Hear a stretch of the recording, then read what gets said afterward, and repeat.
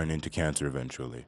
And we tested this against what is called a wild type or regular human keratinocytes. Keratinocytes are skin cells. I should have opened with that. I'm sorry.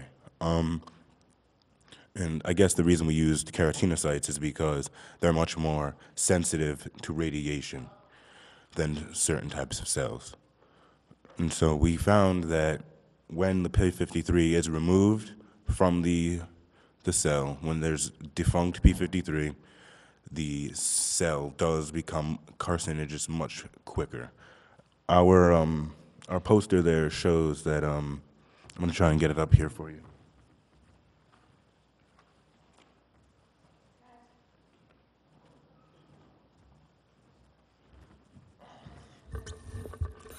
Okay, and so this diagram here on the left, the top with the clear solution is the HACAT, the normal human keratinocytes after they were tested for cancer cells.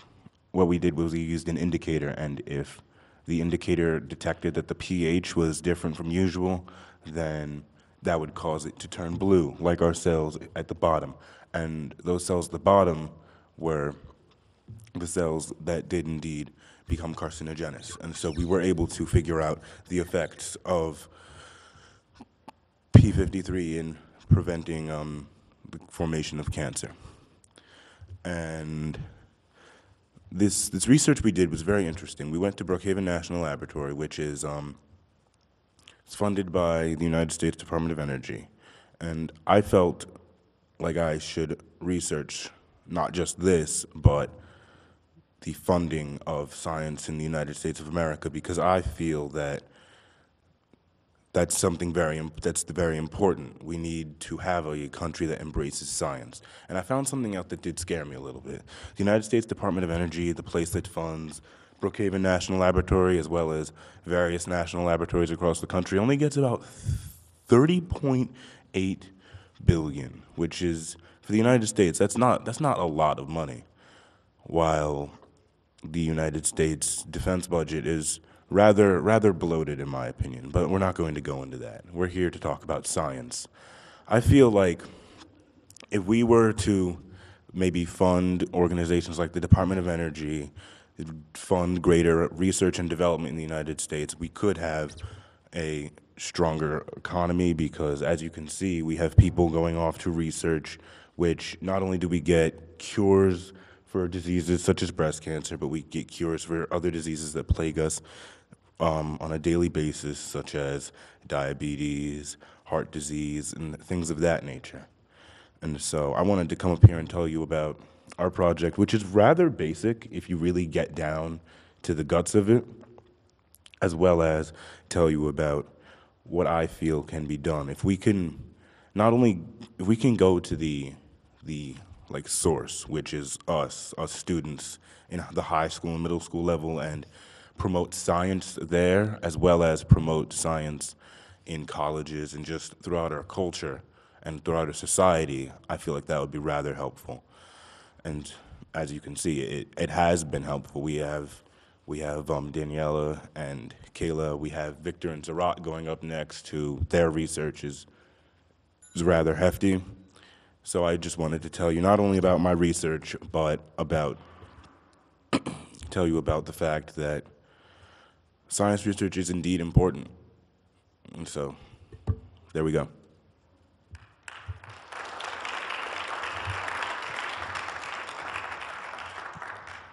Does anyone have any questions?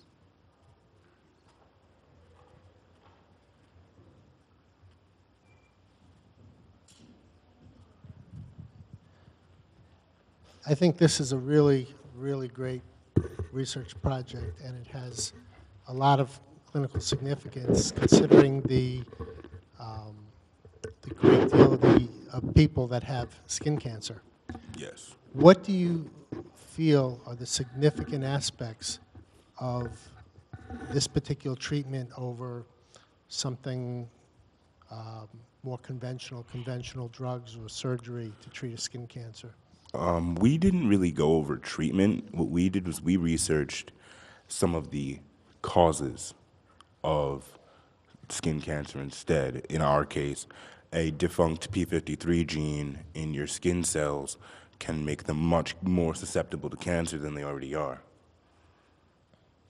Well, I think one of the things that is coming out in research, and there are actually some drugs for this, is that if you can manipulate the genes, the DNA, you can actually reverse the carcinogenic action of the skin, of the sun on the skin.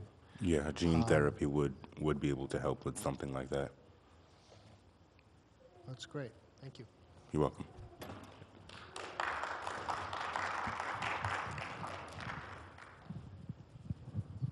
Any other questions?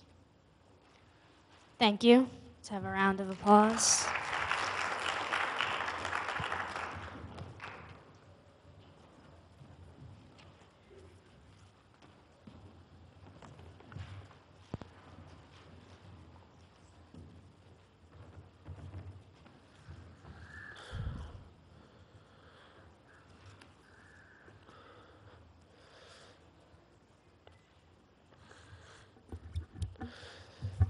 The next presentation will be done by Surat Zafar and Victor Tellez.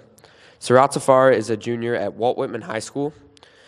Victor is a junior at Huntington High School. They work together on research through the Multifunctional Nano and Supramolecular Biosystems Laboratory at Stony Brook University.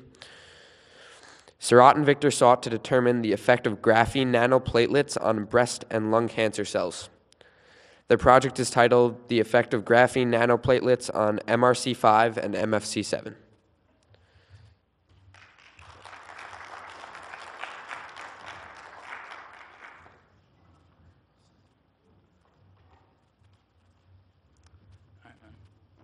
Hi, I'm Surat Zafar. Hello, I'm Victor Tellez, and our project was the effect of graphene nanoplatelets on lung cells and breast cancer cells. Now, the main focus of the project was to see the effect of graphene nanoplatelets on these cells, because we see that the graphene nanoplatelets would be a novel material to be used in medicine in the future. This is because it is inexpensive to make when compared to other nanoparticles, and also it has a high drug loading capability. Now, we were interested in experimenting with this because we have read that in Japan, silver nanoplatelets were used to treat killing bacteria because they produced a bad odor. So they would use it in toothpaste and to clean their shoes so that the shoes and their breath would be clean. This had many side effects since Japan didn't go ahead and do testing on it. For one, it killed good bacteria, which is found in the stomach, and created lots of problems for people who were using this toothpaste. Also, the water being used to wash the shoes ended up going to the plants and killing the bacteria, which helped the plants live. And in a test being done, it was calculated that the silver nanoplatelets affected the plant's ability to grow by one third of the ability of a regular plant to grow. Okay. So the reason we used graphene was because of its amazing thermodynamic properties. We essentially got graphene and derived it from graphite, which is multi-layered. Graphene is single-layered. We got that single layer, that single carbon layer through the Hummers method, which essentially is pretty much dousing the graphite in a series of potent acids and bases. What we realized was that 3 mg per ml is a moderately safe concentration at which the least amount of collateral damage occurs in the body, meaning metabolic processes aren't as affected, and yeah, that's about it. So we chose lung cells because, for one, in the lung there are very small blood vessels which are found in the alveoli, and we fear that the graphene might get lodged in one of the blood vessels and create a higher concentration than anywhere else in the body. And we also use breast cancer cells because we plan to use it for breast cancer. And basically how the graphene nanoplatelets work is you attach the drug onto it, and you attach a cell receptor onto the graphene, allowing you to target the specific cell line. It's much like the graphene being an envelope, the letter being the drug you are putting onto it, and the address being the cell receptor. So it only targets the specific cell line that you are targeting, reducing all the other side effects, such as hair loss, that is often seen in chemotherapy nowadays.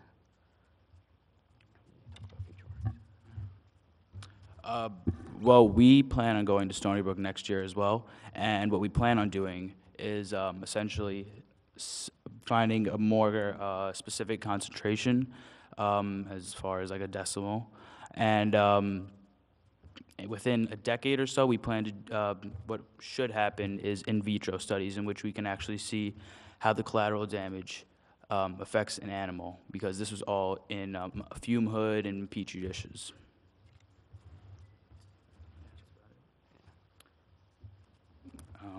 Any questions?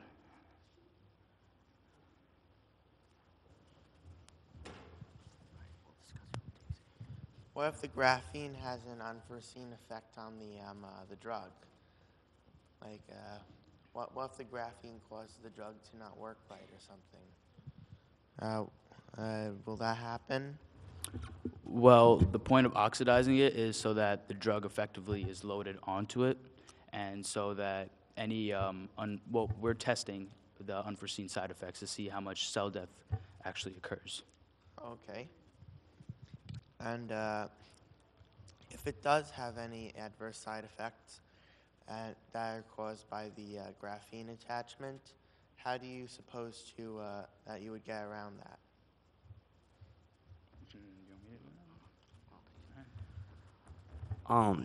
That is why exactly why we are doing this research, to see and map out the unforeseen side effects. But we suppose that through chemistry, we would figure out a way of avoiding that side effect. Okay.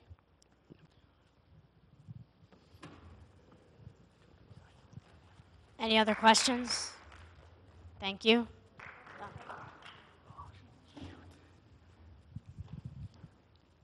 I have a question. What is the origin of the use of graphite to become carbon nanotubes and graphene? Well, most of the information we learned here, which even the graphite and graphene and the modified Hummers method, all came through reading the research paper known as The Rise of Graphene, the Nobel Prize winning paper written in 2007 by Novoslav and Game. And that pretty much, it was a step-by-step process of how to oxidize graphite into graphene. All right. Thanks. Any questions? Thank you. Round of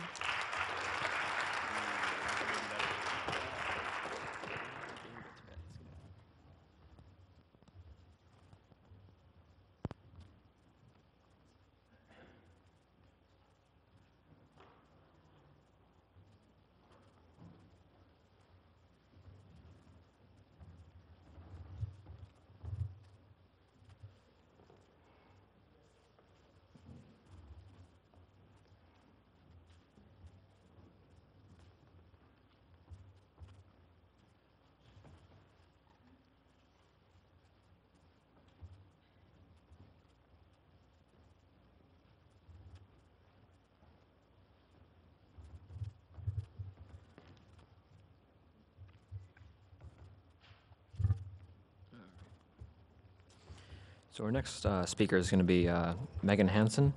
Megan is a senior at Huntington High School and conducted research at Silent Spring Institute in Newtown, Massachusetts. Megan sought to determine the rate of photodegeneration of the optical brightness in 5 different brands of detergent. Her project is titled Optical Brighteners in Laundry Detergents, Assessment of Photodegeneration and Possible Endocrine Disruption. Hello, as he mentioned, my name is Megan Hansen. I'm a senior at Huntington High School, and environmental science has been my passion for a long time. I'm in the research science elective course at my high school, and I've been in it ever since I entered high school. After my second year in the course, I discovered the internship program, the Prevention is the Cure program, sponsored by Huntington Breast Cancer Action Coalition. And I figured I might as well apply for an internship there because it seemed kind of interesting because it was like environmental causes and also having to do with human health, which also interested me. But ever since my introduction to the group, breast cancer has become a lot more important to me. I've learned a lot ever since my experience with them. And it's just become a lot more important to me, more incorporated into my environmental science thing. Now, my project is optical brighteners in laundry detergents, assessment of photodegradation and possible endocrine disruption. Basically, in laundry detergents, there are these chemicals called optical brighteners or optical brightening agents. What they do is they absorb UV radiation and re-emit it as blue light, which counteracts with yellow and dull spots on clothing when you wash it. But this is an optical illusion, hence the name optical brightener. Basically, it's not doing any extra cleaning, it's just making your clothing look white and bright. Now, these chemicals, they cause bad environmental effects when released into rivers and aquatic systems and such. It can harm plant life and aquatic fish life, and it has also been proven to mutate bacteria, so that's kind of a problem there. In some people with sensitive skin, if the optical brighteners get on their skin, it causes like a rash or something similar to sunburn. It does this when exposed to light. This is known as its phototoxicity property. Yeah. And also it is